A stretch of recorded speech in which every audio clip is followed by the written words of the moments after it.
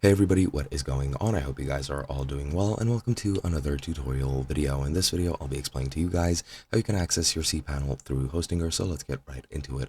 I'll be using this official Hostinger documentation simply because I do not have a website myself, so this is pretty much the only way I have of explaining everything. But yeah, you have a couple of different options. You can access it through your cPanel, or you can access it through your URL of your site. So let me show you guys both ways.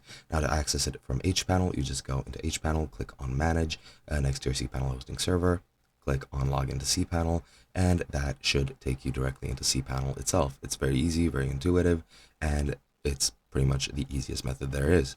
Now, you can also connect using the cPanel direct URL. If you go to Manage in your hPanel, you can scroll down to General Information, and you'll see your access links. As you can see, it's your domain /cPanel or colon and the appropriate port. In this case, it's 9999. However, if you enter your domain.com or your website.com /cPanel, that'll take you there.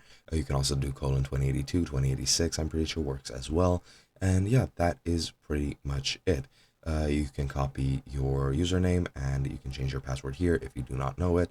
And yeah, you'll need to use that information to actually access your cPanel account. But once you're done with that, that's going to take you directly to your cPanel dashboard.